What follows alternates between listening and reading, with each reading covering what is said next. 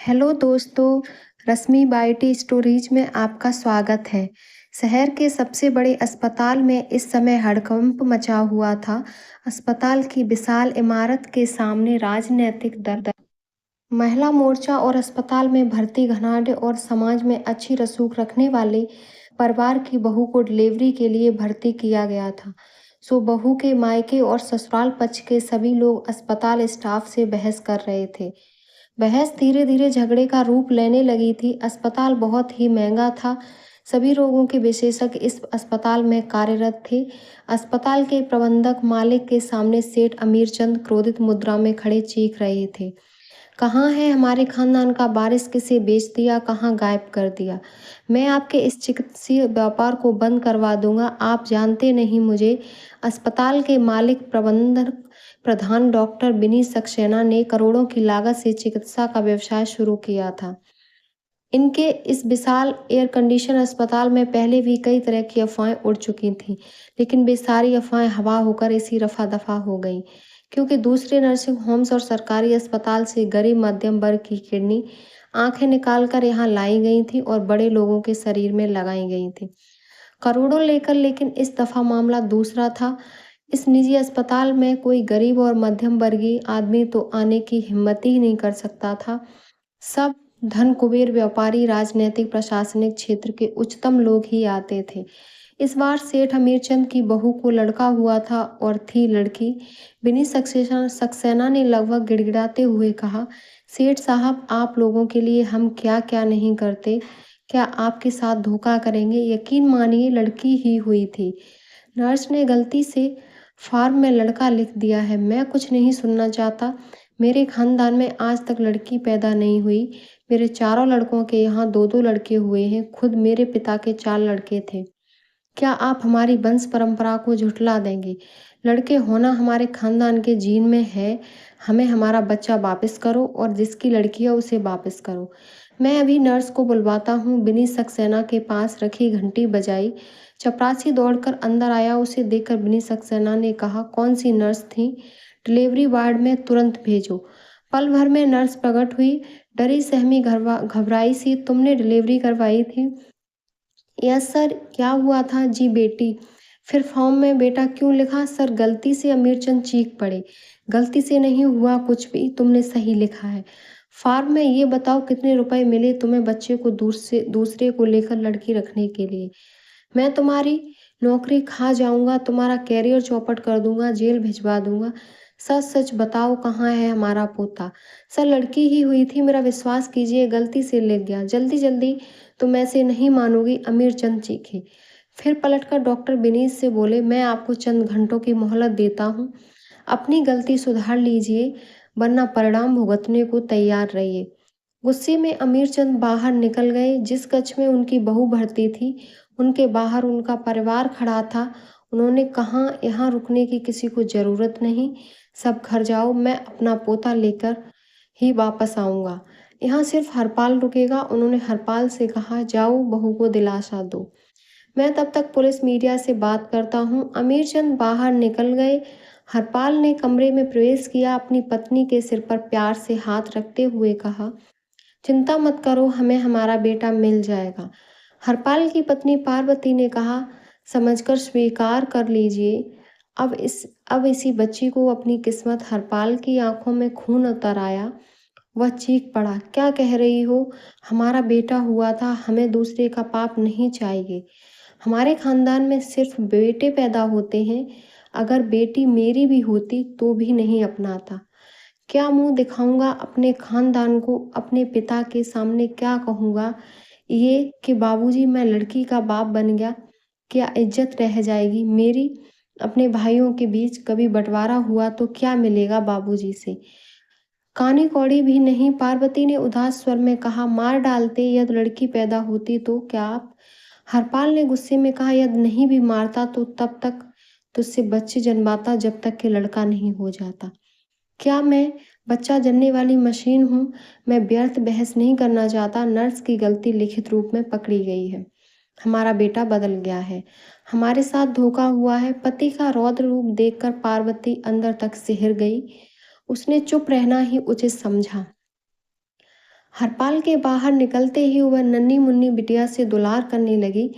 बड़े लोगों की बातें तेजी से फैलती हैं। मामला सेठ अमीरचंद और शहर के सबसे नामी गिरामी अस्पताल का था, तो मीडिया ने भी जोर शोर से प्रचार करना शुरू कर दिया।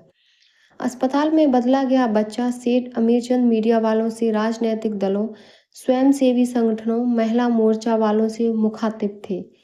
वे उदास होकर भरे गले से अपने पोती की चोरी का इल्जाम अस्पताल प्रबंधक पर लगा रहे थे। दल संगठन मोर्चा के लोग अस्पताल प्रबंधक मुर्दाबाद के नारे लगा रहे थे। राजनीतिक दल बड़ी कार्रवाई की मांग कर रहे थे। मीडिया वाले अंदर पहुंच गए। उन्होंने डिलीवरी करवाने वाली महिला डॉक्टर और नर्स पर प्रश्नों की बौछार कर दी। बच्चा कब हुआ था, कब बदला गया, कितने रुपए में बेचा आपने अपना जमीर? डॉक्टर भगवान होता है, कितने रुपयों के लिए आप लोग हैवान बने? बच्चा कहाँ गया? सच आखिर सच होता है। इतनी बड़ी हेर फेर के बाद भी नर्स की अंतरात्मा ने फॉर्म पर लिख दिया सच। ये बच्ची किसी चुरा कर रख दी आप लोगों ने। दो दो परिवारों की खुशियां छीनने वाले आप लोगों को जितनी सजा दी जाए कम है। आखिर कब रुकेंगे ये अपराध? डॉक्टर और नर्स जैसे ही जवाब देने के लिए मुंह खोलते, तुरंत प्रश्नों की बौछार लगा देते मीडिया वाले। उन्हें अपनी बात रखने का मौका ही नहीं मिला। इस पर भी मीडिया ने टिप्पणी की, बच्चा बदलने वालों की बोलती बंद। अस्पताल प्रबंधक ने डॉक्टर और नर्स को बुलाकर कहा, आप लोगों की वजह से ये सब तमाशा हो रहा है। लोग थूक रहे हैं हम पर, हमारे अस्पताल पर।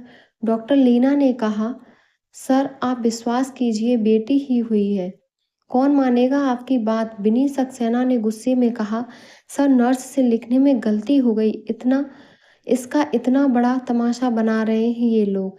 डॉक्टर लीना ने कहा, मुझे तो लगता है कि इन्हें बेटी ही नहीं चाहिए। देखिए डॉक्टर साहिबा, नर्स ने फॉर्म पर लड़का पैदा होना लिखा है, लिखित बात ही सबूत होती है। फिर अमीरचंद इस बात को मानने को तैयार नहीं है। आप दोनों की नौकरी तो गई समझिए। सर आप बच्ची की माँ से पूछ लीजिए, नॉर्मल डिलीवरी हुई है, कोई सीजर नहीं हुआ है कि माँ बेहोश रहे। उसे भी मालूम है कि बेटी हुई है। उसके गर्भ से उसकी बात कौन मानेगा? क्या उसने अपने पति से कहा नहीं होगा, अपने माता पिता से नहीं कहा होगा? अब बात बेटे की है। मुझे लोगों को दिखाने के लिए, अस्पताल की इज्जत बचाने के लिए आप लोगों को नौकरी से निकालना होगा। आपको जो कहना हो पुलिस से कहिए, बड़े लोगों के मामले में गलती नहीं चलती। आप लोग जा सकते हैं। मीडिया वालों से बातचीत करते हुए डॉक्टर विनीत ने कहा, अस्पताल का प्रमुख होने के नाते मैंने तुरंत कार्रवाई करते हुए डॉक्टर लीना और नर्स को नौकरी से निकाल दिया है। हम अपने स्तर पर कार्रवाई कर रहे हैं। मैं उम्मीद करता हूं कि जल्द ही अमीरचंद को उनका पोता मिल जाएगा। खबरें तेजी से प्रसारित हो रही थीं। अस्पताल के बाहर लगी भीड़ मुर्दाबाद के नारे लगा रही थी।